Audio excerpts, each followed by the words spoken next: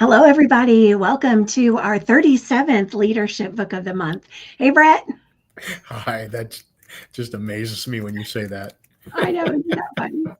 It's so It is good, this funny. little journey that we've been on all these years, over 3 years Incredible. together. Yep. Yeah. Well, welcome this month. We, as you know, our purpose is to help leaders continue their development. So the leaders of tomorrow who invest in themselves today. We are talking today about Atomic Habits, which came out in 2018, I think. And we will dive into that in a few minutes. We're going to share our main likes, takeaways from each of the sections. And so it's not a book review, but practical tips for everybody. So if you've been struggling with setting new goals or accomplishing ones that have been on your list for a while, this is the place to be. Before we dive in, Brett, you have an update? Yeah, sure. Thanks. Welcome, everybody. Bret Getzel, as Kelly said, number 37. I just can't help but chuckle at that. Who would have ever thought, one book, two books, and then we'll go on to something else. I think, is this 4 years? I think it might be, actually. So going on, yeah. But, interesting, and I didn't think about that just now, the book reviews and obviously the monthly podcast, they become a habit, right? And our topic this month is Atomic Habits. I hadn't really thought about that till just now. So there's that saying, it's a Chinese proverb, right? May you always live in interesting times. And holy cow, things are interesting, right? What I wanted to share with our listeners today, I've been working with a group called SCORE, SCORE, SCORE, and come to find out that SCORE stands for Service Corps of Retired Executives. Now, I'm not retired by any means, but I was networking with a friend, and he came to know me and kind of what I do for service and things like that. And he said, Brett, with your background, your knowledge, your experience, he said, you would be perfect for this. And he said, you really need to look into it. And challenge accepted, I guess is the best way to say it. In all your free time. Exactly. So I went out and I researched it, and I thought, I can probably do this. So I signed up, I volunteered. There's a training program, an onboarding process that you go through as a new mentor, but it's funded by the Small Business Association. So it's well structured. They use Salesforce kind of as their platform for customer engagement, things like that. But, given that there is some government funding and government backing, it's legit, I guess, is the bottom line. And why am I sharing with this? So, we talk each month about books and techniques and habits and, things that are great. I think we kind of box them into soft skills, but it isn't very often that we come on here and say, what, I've got something that if you're a young entrepreneur or you're looking to develop a side hustle or something like that, where we can really give you good, actionable intelligence and actionable information, this is that, right? If you're a person that says, hey, what, I have an idea, I've got a theory, I've got a concept, and I would like to unpack this and potentially create a secondary revenue stream or even maybe a primary revenue stream, SCORE is a wonderful, wonderful place that's just loaded with all kinds of free resources. So typically when you go out to venture or you go out to private equity, you're looking to have to give away a portion of your company and all of that, a version of Shark Tank. SCORE is nothing like that. It's a very low risk, low investment, move at your own pace, network with, a person like myself or maybe a retired executive, that their website is just literally filled with a whole pantry list of resources, both financial, go-to-market, marketing, web-based. I can go on and on and on, but as you can tell, I'm pretty excited about it because I think it can help a lot of people. I mean, How many people haven't had an idea and then just didn't know where to go when they kind of let it languish? I was able to ride along with one of the mentors as I'm kind of going through my onboarding process with a young lady, and in the interest of discretion, I won't share her total annual output, but it's her and her sister creating products that they sell through retail, and it's well over six figures. And I was so impressed by this lady, and she's actually been part of the SCORE system as a mentee, not a mentor, for 8 years. And now that she's grown the company, it's obviously cash flowing very, very well. This is her primary job. She's actually taken on some philanthropic initiatives and doing some things to give back in the community in underserved areas. So what's the point? There's a whole litany of people in the SCORE system, from people like that we could agree are uber successful and way over the top and checking all the boxes and doing everything right. And then there's other people that, that they've got an idea and it may languish for a period of time. So if that is something that's interesting to you, that you were passionate about, maybe you have something that you'd like to float, www.𝗧𝗛𝗢𝗏.org. There are local chapters in literally every major city, and I'm obviously a fan. Yeah, I'm a fan too. When I launched Voyage Consulting Group in 2016, I went to SCORE right away and had a mentor for a short time. So I'm not new to business. I've run other companies, I've launched other companies, but I still wanted to have somebody objective that didn't know me to help me flesh out some ideas. And then a year or two later, when I wanted to sell to a different market, a different target, I went back and they had two people assigned to me then. This pair worked together, and they were fantastic, and they assigned me homework, and we met 4 or 5 times, I think, but by God, I did that homework, and one of them was reading a book too, because it was about pitching and selling. So one of them was a book. I can't think of the name of it right now, but they were fantastic. I think so fondly of that organization, and they have webinars and workshops and all kinds of things that you can access. So SCORE.org and Google SCORE Mentors, and you'll find it for sure. So and if you're going to be launching a business or running a side hustle, you better have some good habits in place. So let's do an intro. Well, before you dive in, I got to share one more. This is so fun. So we talk a lot about how when you're known as a reader, right, that these things just kind of happen to you. And I shared in our broadcast last month about the Let Them and how I came to know that book. So I'm sitting in church, and I don't remember if it was last week or the week before. And wouldn't you know, the pastor puts up Let Them on the screen, and she had about 30 seconds or a minute, and I was scrambling for my phone. I couldn't get it out of my pocket quickly enough to actually catch a picture of it up there on the screen in the service. But it's just interesting to me how these things just kind of come at you, right? And it's just total random. I came to know that book through, I said a peer at dinner, and then, Kelly obviously already knew about the book, and now it shows up in church, and it's just as if things are it's just crazy. God wants you to read that book. Exactly. Well, I'm so excited to get to that book. I know it's a couple months down the road. No, it's next month. It is? Yeah, Let Them is next month. Oh, there it is. Yeah, there it is. Well, all the better, because I can't wait to dive into that one. I'm really, really looking forward to that. That's so funny. And I love getting emails with recommendations for books, or when I run into people and they say, oh, did you read this one? And we have a fun conversation, and people always have different takeaways too. So I always enjoy hearing about that too. So, well, our author today, James Clear, he actually posts a reading list on his website, and it's broken down into different genres. I was looking at it. We've done a few of them. A few of them don't really fit where we go with our topics, but yeah, I'm always curious when people do the prelude to the books. The authors will quote and give their comments about the book, and how many of the authors we've covered. We've done a pretty 37 titles. We've covered a broad spectrum of the contemporary authors that obviously brighten the space. And they talk about each other. So they do. A lot of our books mention each other and have crossover. And well, let me introduce this one. So Atomic Habits: An Easy and Proven Way to Build Good Habits and Break Bad Ones. So I still do the printed book, but it's on Kindle as well. The author is James Clear, and he's a speaker and writer focused on habits and decision making and continuous improvement. I was trying to find more about his background, what jobs he'd held before, but this really has been his focus since he was in high school. The book opens with a story about him as a high school athlete and what he went through there. And I'm not going to give it away, but this isn't something that he just picked up in the last few years because it was trendy. So it's something that he's really devoted a lot of time and time to learn and study and talk to other people about and research. This is a #1 New York Times and Wall Street Journal bestseller. So I got this within a year it came out, and my copy says over 1 million sold. But I was on a webinar with James Clear last week, and I'm pretty sure he said at the time 20 million copies have been sold now.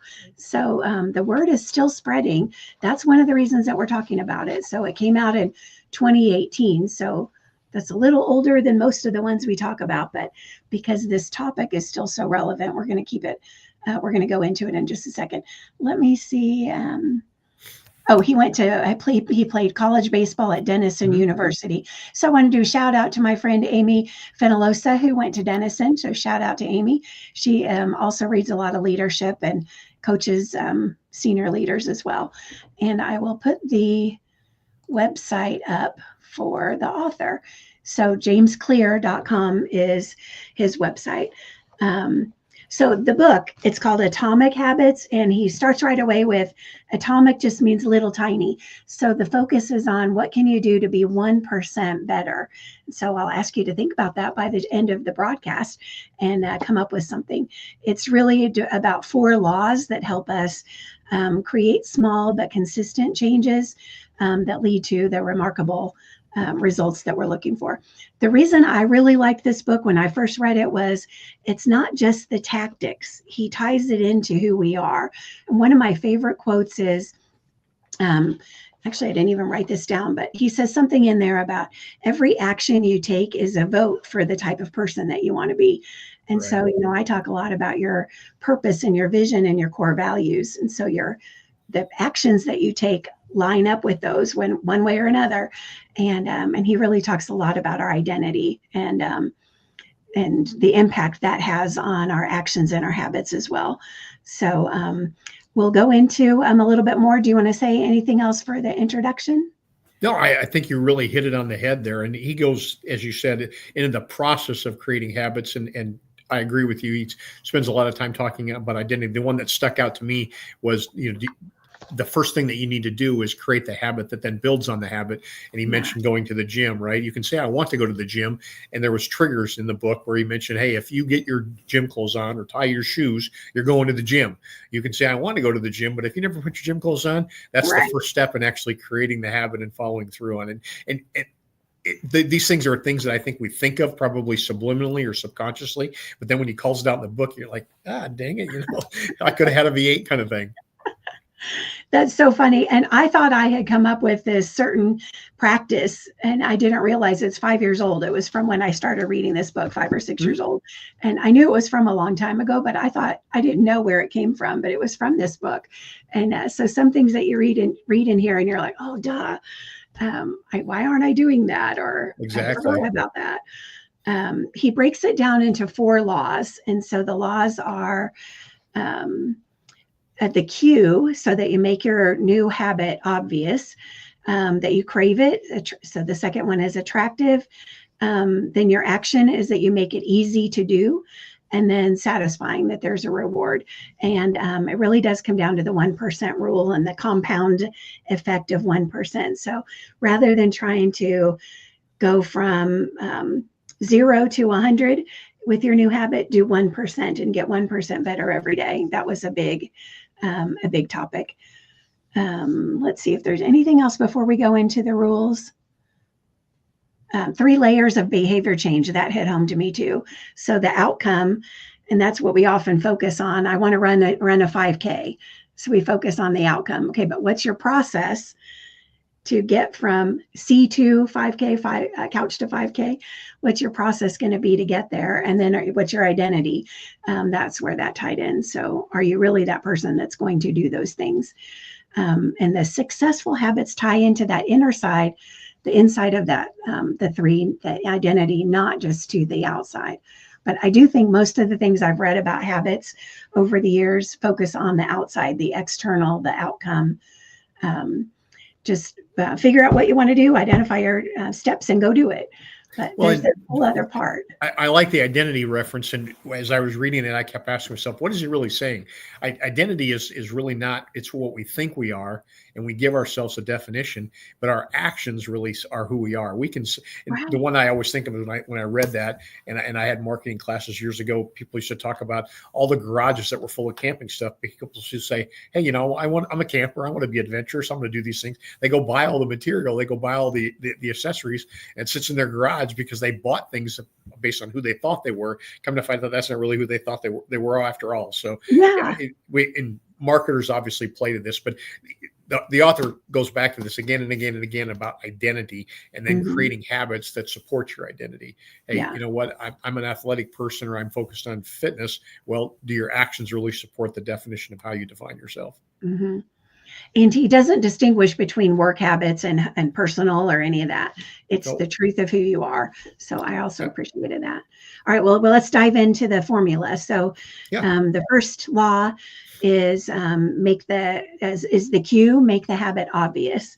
So what's your favorite takeaway for that one, or thoughts that you had on that one? Well, he broke those down into the positive and the negatives.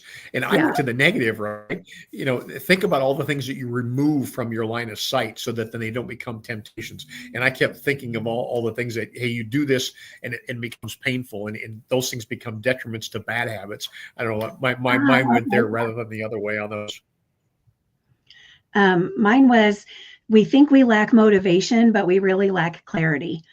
And so, I think we lack motivation he does use nutrition and health a lot, exercise and health as examples. He also does use reading and learning as examples throughout. So if I can say that I really want to be a lifelong learner, but what's the motivation behind that? And then what's the clarity? What does that really mean? Right. So mean to me, it doesn't mean when you don't accomplish one of your habits or your goals, it doesn't mean that you're not motivated or that you're a lazy bum or something. It means that you just need more clarity around it. And then I also loved the part about the environment. So set your environment up for what you want. He referenced that to his writing, where he had to have an environment that was conducive to his writing. I'm a big fan of John Grisham, and he just came out with a podcast and went through all of his habits about how he writes. And he writes from the same time of day, the environment. He's actually got an old rusty cabin on his estate where he goes to that cabin because it's quiet. And he actually referenced Hemingway. Hemingway did the same thing. Oh, yeah. Yeah. So that habit in creating the environment. I was talking to a guy the other day and I said, hey, where do you work? He said, I work at home. And then he went on to share with me how his home was it's under construction, right? He's doing some things, remodeling. And I said, well, if that's not really a conducive environment to working, you can always go to a coffee shop or go to a library, but it's all about creating an environment where you can actually do the things that you need to get done. Yeah. Another one was the, putting the big bowl of fruits and vegetables on the kitchen counter so that's what you see when you go in and they're accessible. And then you don't have the big bowl of M&Ms on the counter. Who isn't guilty of that, right? Yes, exactly. So make it obvious was the first one. And then the next one was craving. So make the new habit attractive. Instead of thinking about, how hard it's going to be and it's going to be painful to start running or whatever it is, the things that you'll miss. So make it attractive. So thoughts on that one? Well, I think the example that I remember from that is the dopamine that a runner has, right? It's the running isn't really what they're doing. It's the result that they're trying to get from running, whether it's the dopamine at the end, whether it's the runner's high or whether it's a fit physique or whether it's the award. It's not the process. It's actually what you're doing it for. I think is what he was talking about. Yeah. Yeah, that's good. I liked him talking about, we imitate the people that are the closest to us. We imitate the many and the powerful. And so we end up taking on the habits of those people that are around us, or the most people that we see. I had a client talk about that earlier today related to negativity. And just right now in Kansas City, it's literally like minus something degrees. I don't know what it is, -4 or something right now. So everybody keeps talking about how cold it is. Right. But we're all getting kind of sick of talking about how cold it is. So do we need to have that habit of starting every meeting with something that's negative if you're freezing, talking about how cold it is. But that can be, I knew another person years ago where they did an excellent job. They had high standards, but they were told to take it down a notch because they were outshining other people. Well, so the message is that all of the other people are mediocre and that's the level that we want. Why? Yeah. So then they had a career change after that. But, I was just going to think that, right? Yeah. Is that really the environment that you want to be in? No. And that's who was around. That's the many and the close. And so that's what they had to do for the short term, just until they got out of there. But it wouldn't serve them well to keep trying to go against that all the time. So that was a good one to me. And then, here's where he talked about highlighting the benefits instead of the drawbacks of the goals. Okay. The third one, I feel like we're whipping right through here pretty quickly. The third goal, law is to make the goal or the new habit easy, and it's about your response to the new habit. So thoughts on this? He went into some detail about stacking, and that made sense to me, right? If I do one thing, then I can go on to the next thing. If I do something simple, and where my mind went as I was reading it, I kept thinking of project breakdown. If anybody's done a work breakdown structure where you just take a really complex thing and you break it down until it gets to where you can't break it down any further. And he called that habit stacking, where if my first habit is to put on my shoes, I've got to accomplish that before I can put on my coat. I can go to the gym, and basically one thing leads to another. If I do the simplest thing first, and when I read that, he started talking about making your bed, and then that went back to the wisdom of the bullfrog and Admiral McCraven, right? The first thing I do in the morning is make my bed. And it doesn't seem all that difficult, but it's amazing how one simple act, like making your bed, putting on your shoes, then allows you to do the next thing and the next thing and the next thing. And the law is keep it simple, and you break it down into its simplest form. It's really not all that difficult, folks. Yeah. And I think he uses the example that he has his coffee and then does writing or reading, that the stacking of that. Coincidentally, we have a comment from Nick who says about that exact thing, the keystone habits, like making your bed and working out daily, and liked that definition. So thanks, Nick, for chiming in and reminding me to invite everyone to chime in. So we're not able to reply live to the LinkedIn because I just replied to Nick and it went on to YouTube, but Nick won't see that unless he goes over there. But I said, right on, Nick. So, but please do post your comments or questions. A lot of people have read this book, so I thought so a lot of people might have some things to say about it. So if you're joining us live, feel free to post and share your thoughts about it too. So we're on the third law of make it easy, and he shared the Voltaire quote of perfection is the enemy of good. Right. And so that's like the camping. We buy the best equipment for camping, but then not schedule the trip and not actually follow through. So same kind of thing. In companies, I see it all the time where there's a lot of time spent on planning, but just get going. You'll see that when you work with entrepreneurs, that people will spend so much time planning and then creating a website and the behind the scenes things and the brochures, but they could just still be talking to people. Go out and get going and do something. So the action here. I don't want to derail you, but you see, that's so interesting that you said that. You see that a lot in your consulting? Yeah.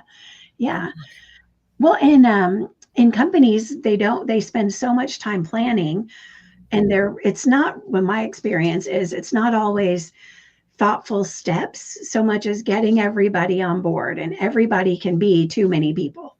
And so do you really need to get input from 30 people, or can you get input and ideas from 5 or 2 or 3? That's a really, really interesting observation. I tell people all the time, the world happens outside. If we're always focused on internal things, hey, what can we do inside the building? What can we do inside the team? What can we do inside the company? And we fail to realize that we really don't get a whole lot done until we involve our key stakeholder, which is the customer, which is an external stakeholder.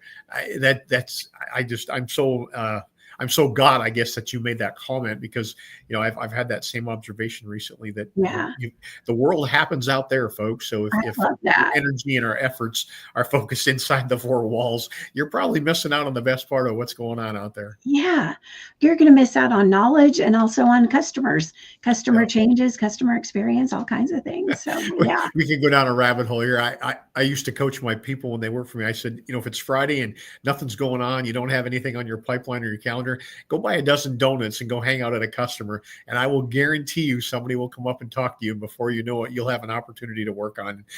I had obviously done that when I was very early in my career, and it's pretty successul. It's amazing how, and I probably shouldn't be talking about donuts on a call where we're talking about successful habits. It's amazing how fat and sugar have a tendency to attract people when we have a great conversation. Oh my gosh, that's hilarious. I love that, though. Another part of the third one, making it easy, was he talked a lot about the law of least effort. And so we are built mentally and I guess physically to gravitate toward the action that requires the least amount of effort. Right. the least amount of capacity. So if we make these new habits overly complex and they have so many steps and we need new equipment and all these things, like even for exercise, we could, not today, but other days you can walk outside. You can, well, I can't because our street's hardly plowed, but probably a lot of people could go outside today, even though it's cold. But you don't need a lot of equipment for that. To your point, just get started. Yes. I was thinking the Michael Jordan thing, right? Just do it. I mean, Yes. just get started. Yeah. His big tip on this one, or one of his related to this, is that the new habit should take less than 2 minutes. Mm-hmm. So the new habit if you want to run, it's not to go run 10 miles, it's to put your shoes on. Yep. It's, to clear your driveway so you can get outside. But he does give a lot of examples. So some related to fitness and reading, but other ones too. I put this. But I felt every time he did one of those, Kelly, it made perfect sense, and they were very relatable. They weren't difficult. They weren't distant. They weren't unconventional. They were all, hey, I can do that. Right. Very, very practical, very applicable.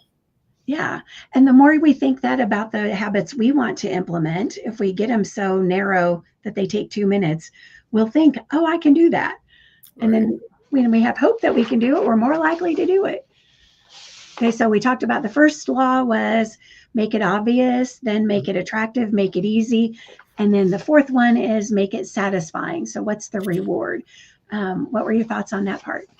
Well, I think you had to have a goal, right? And that's where my mind went as I read that one, is to say, what am I trying to accomplish? And then what are the goals and habits that are going to allow me to accomplish that goal? Yeah. The goal has to be meaningful to you, whether that's diet, whether that's exercise, whether it's a trip, whether it's finances, relationships, whatever the case may be. But start with the goal. I thought of the end in mind, and then back into that and say, what habits would probably support me achieving that goal? And it's interesting, whenever I read a book and then I get to the end of the book, there's just something satisfying about getting to the last page.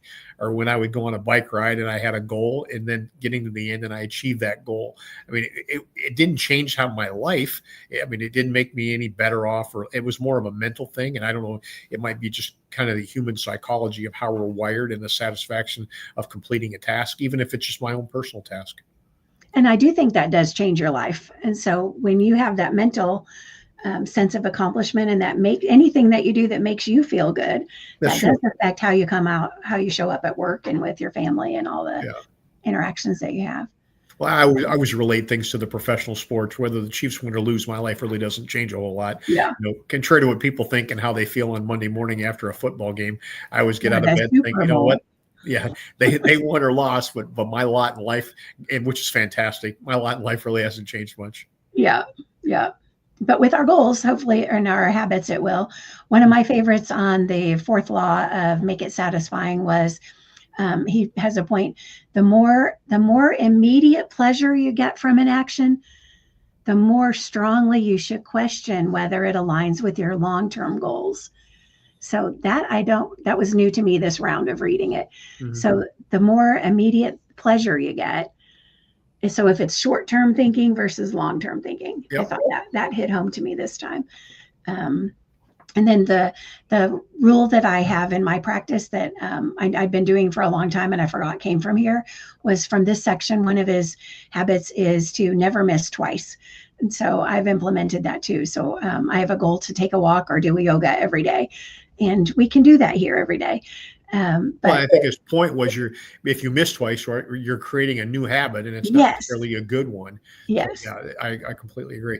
The back of the book, which is the end, and he's got best practices and things, and he's got several examples where he steers you to his website. And virtually every book that we've read, the author's got a website. Some are largely just about promoting the book. Others have templates and best practices, and there's all kinds of different things. I found his website to be pretty engaging. Yeah, I signed up for the newsletter. But if you're one of those people who likes to do what I call the user guide or the supporting material versus just read the book, some of them have those, some of those don't. But I thought his website was very, very well done. Mm-hmm. I did follow him on LinkedIn. I looked for a way to connect with him or kind of track him down, if you want to think of it that way. But I wasn't able to connect with him. But I thought he would be wonderful to have on our podcast if we could ever get him. I did reach out to him as well, and I did not hear back. So, but he was on a webinar last week that I was able to attend, and he shared the 4 laws, the way we're talking about them here, and his main points about them, and really interesting. And he said that he is working on another book. And so, really? So some things that aren't in the Atomic Habit book, he's been studying and learning some more. So elevating or taking it to another level. So yeah, it's interesting that this is your second time through this one. As I was reading it, this is one of those that I think 4 or 5 years down the road, it's always a refresher. It kind of brings us back to focus, brings us back to center. This is one of those. And then I've read 7 Habits, I think, 4 times. And it's one of those, about every 4 or 5 years, you dust it off. As you pointed out, you pick up a few things that you maybe missed the first time around. So this is definitely one of those. I think everybody on the podcast knows I keep my top 25, and it's always hard when I read one, like, oh, because if I put one more on there, which one's going to knock off? But this one was one of those. It'll definitely make that list. Yeah, I like that. The book that I read every year is called The 4 Agreements by Don Miguel Ruiz. And I've given that away to a lot of people, and strongly recommend that one. It's funny that you mentioned that, giving away a book. I was with a guy a couple of weeks ago, and we got talking. They actually operate under the Gino Wickman Traction EOS.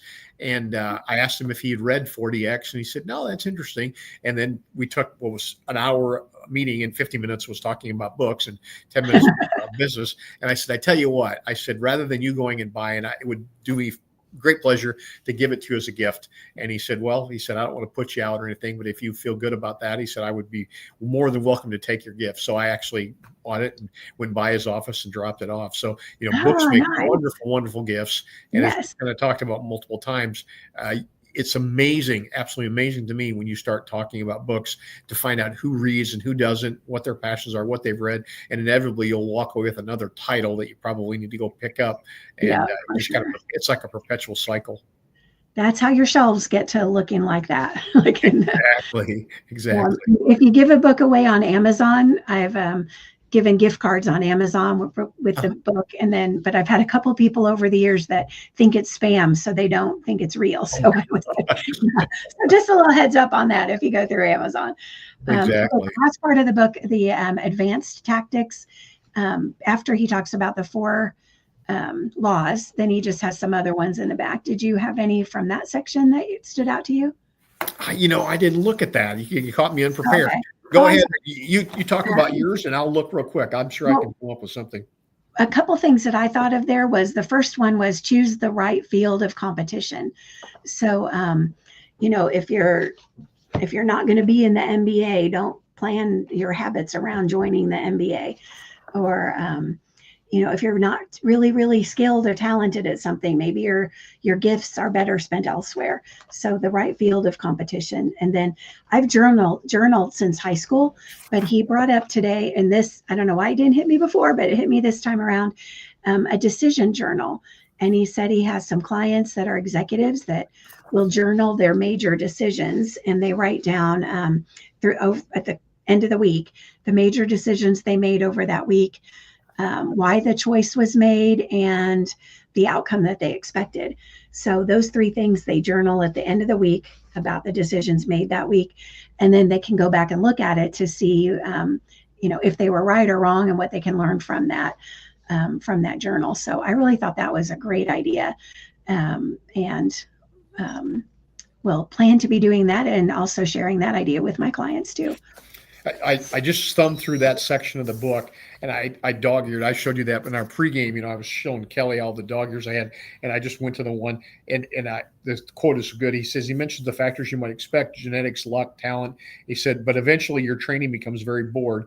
He said, what separates the best athletes from everyone else is a really successful people continue, and they train through the board. And he said, people, doing a lift is the same thing, right? You lift a weight, it doesn't really change, but it's the successful people are able to continue doing the lifts. And it's the same lift that they did last year, last month, last week.